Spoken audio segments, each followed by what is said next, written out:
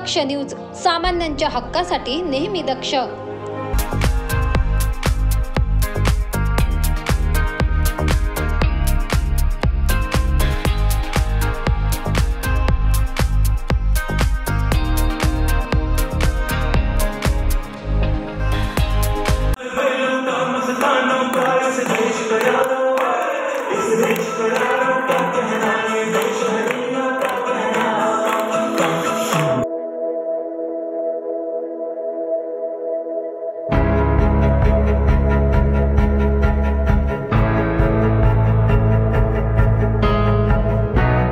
आज कारगिल विजय दिवस।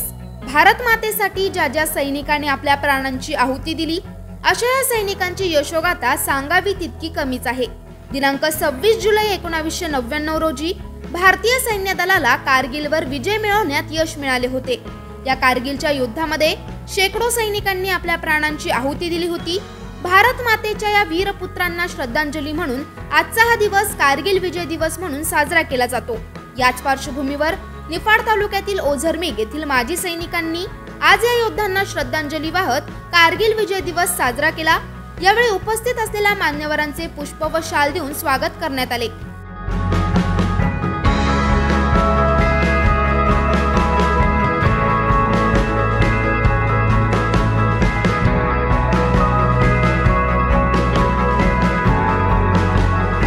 यावेळी दीप प्रज्वलन करून, भारत मातेचे पूजन करून, शहीद स्मारकाचे पूजन करून व शहीदांना श्रद्धांजली वाहून या कार्यक्रमाची सुरुवात करण्यात आली।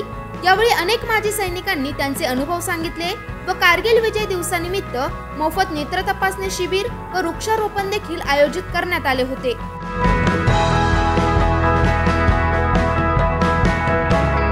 यावेळी आमचे प्रतिनिधी संतोष विधाते यांनी माजी सैनिकांसोबत बातचीत केली आहे। आपण पाहतात दक्ष न्यूज। आज रजत जयंती म्हणजेच कारगिल विजय दिवस। आजच्या या दिवशी शेकडो सैनिकांनी आपली रक्ताची आहुती देऊन या कारगिल दिवसाची जयंती साजरी केली होती। आपल्यासोबत काही ओझर येथील माजी सैनिक आहेत। त्यांनी आज या जयंती कशी साजरी केली आहे आपण त्यांच्याशी बातचीत करणार आहोत। काय सांगाल सर, आज या दिवशी कसा कार्यक्रम आयोजित केला होता आपण? ये हमारा 26 जुलाई हमारे भारत जवानों का वीरता, शौर्य और बलिदान का यादगार दिवस है। आर्मी, नेवी और एयरफोर्स तीनों की तरफ से इस दिवस को मनाने के लिए एक सौहार्दपूर्ण और वीरतापूर्ण यादगार हम आगे अपनी युवा पीढ़ी को देना चाहते हैं। ये एक वो सूचना संदेश है जिसको अमर जवान के रूप में हम लोग मनाएं और एक ये बहुत बड़ा त्योहार के रूप में मनाना चाहिए। आज हम रजत कारगिल विजय दिवस को सेलिब्रेट कर रहे हैं, मना रहे हैं।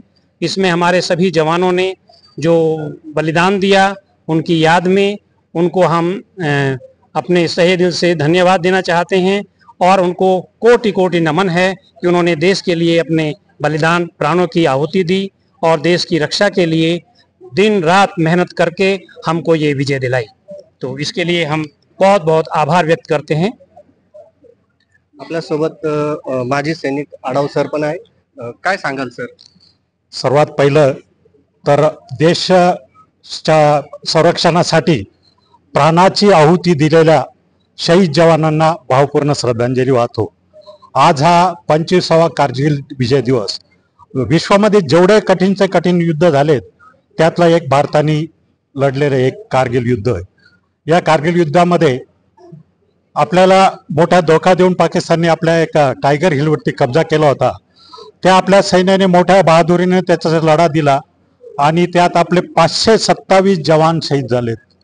एवढ्या मोठ्या संख्येने शहीद जवान झालेले त्यांची आठवण म्हणून आपण दरवर्षी 26 जुलैला जो आपण विजय मिळवलेला आहे तो साजरा करतो। आज हा 25वा विजय दिवस आहे। या दिवशी मी देशवासियांना, भारतीय सेनेला कारगिल विजय दिनाच्या शुभेच्छा देतो आणि यापुढेही आपलं सैन्य असंच देशाच्या रक्षणासाठी अखंडपणे लढत राहील आणि देव न करो परत आपल्या देशाचे जवान शहीद हो, पण शहीद होणं हे सुद्धा एक नशिबाची गोष्ट असते, सर्वांच्या नशिबी नसते। प्रत्येक जवान जो सैन्यामध्ये भरती होतो तर देशासाठी आपले प्राण देण्यासाठी तो कधी तत्पर असतो. त्या सर्व जवानांना मी आज नमन करतो आणि कारगिल विजय दिनाच्या पुनश्च एकदा शुभेच्छा देतो आणि थांबतो. धन्यवाद. भारत माता की जय. दिवाळीच्या दिवशी ऑक्टोबरमध्ये आमचं युनिट मूव्ह झालं आर्मी समोर फॉरवर्ड एरियामध्ये कोटकपुरा सेक्टर फिरोजपूर सेक्टरमध्ये. तर तिथे आमचं काम होतं अंडरग्राऊंड जॉईंट ऑपरेशन सेंटर होतं. त्याच्यातनं एअर सपोर्ट टू आर्मीला एअर सपोर्ट देण्यासाठी आम्ही एअर सपोर्ट डिमांड करायचं आणि वरून विमानं यायचे आणि ते आर्मीला सपोर्ट करायचे. हे वार जवळजवळ ऑक्टोबरपासून तर मार्चपर्यंत तिथे आम्ही ऑपरेशनल एरियामध्ये होतो. मार्च 72पर्यंत.